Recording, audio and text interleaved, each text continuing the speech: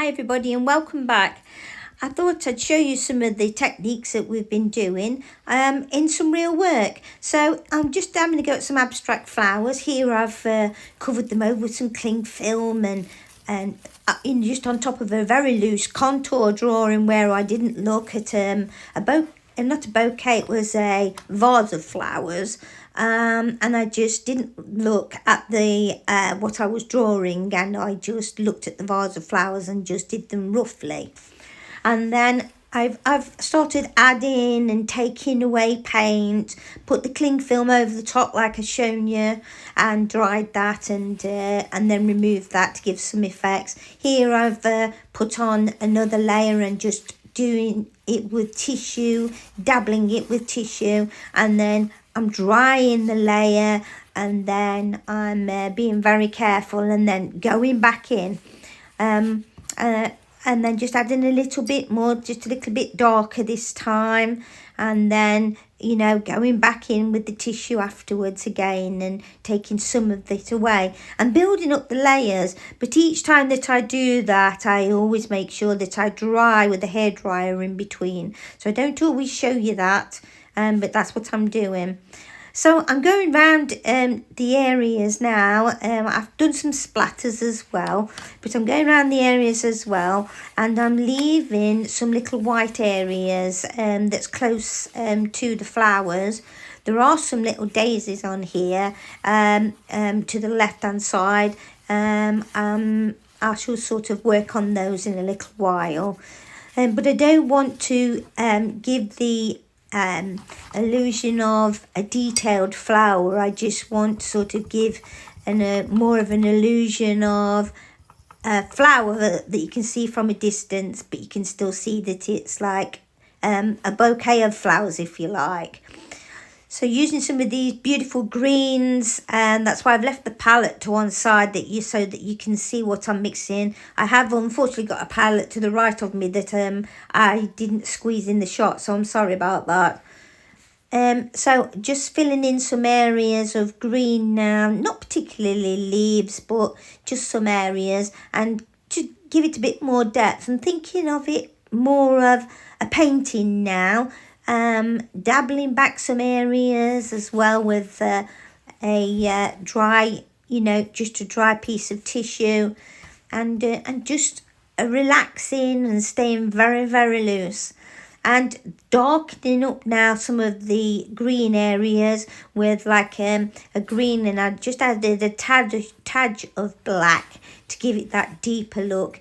And obviously the more darker in the middle of a bouquet of flowers it will be, won't it? It'll be much more darker in the centre, so in between the flowers. So that's what I'm working on, and I haven't shown you any other times of where I've been drying it with a hairdryer in between whenever I wanted to go back in again.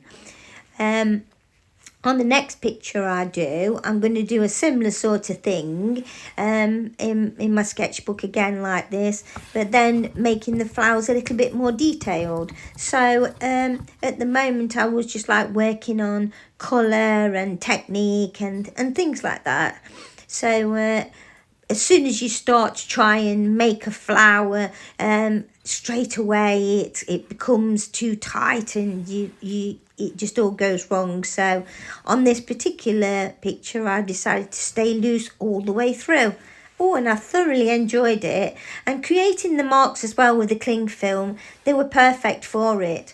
And even here now, the top left hand flower that's kind of it's kind of a reddy brown, you could see that I could quite easily make that into a flower if I wanted to. It's already there, the centre's there, you could just outline it a lot more. So yeah, I'm quite happy the way that it's going, and just playing and just adding and taking away paint.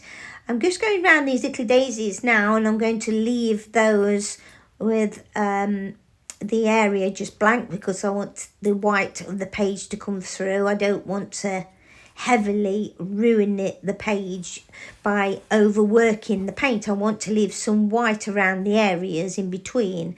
So I think that's important. So when I go back in to do the daisies, I shall probably just paint the centre, just with some kind of yellow ochre or something like that. Adding a little bit more depth now, and as you can see, but it's quite easy to get carried away and overwork it. So as soon as I start overworking it, get that tissue in there like I'm doing now, look. And you can see what I'm doing, adding and taking away paint, and it's lovely. Remember, this is only watercolour, and I'm only using the tiniest bit of paint and just with a bit of tissue, and it's amazing what marks you can do. It's just, So now to create more depth, I added some deeper splatters, representing all parts of flowers and things. And I've surrounded myself with work that I've been doing more recently, abstract work, with similar colours and the palettes and the colours that I've pinched the colours from, like the deep yellow ochre there in the top palette, and some of the splatters, they're all made up paints. So I think it's important to surround yourself with the colours that's there, because it brings your picture out and you think to yourself, yes, I used that green, I want to use that green again. Yes, I used that colour, and composition. So this is what I'm looking at now. Composition is moving the frame around the picture, the finished picture, and seeing what there is. I quite like that one there with the little dots coming off of it and splatters coming off of it. That's really lovely. So you could make lots of pictures from this. And surrounding myself again now with book pictures from the books, and photocopying papers that I've done of the greens and things like that. And it's very important to do that. So, okay, I hope you liked the video and learnt something from it. And so here it is finished. Such great fun, nice and loose. And this is what it could look like if it was framed up. Obviously, I've used the app again to show you. And the app's called Frame X, if anybody's interested. And then this is one of those room apps as well. So it just shows you what your work could look like on the wall. It's a cheap way of framing your work without actually framing it. Okay, then, bye all. Don't forget to like and subscribe and comment. Okay then all. Bye for now. Bye.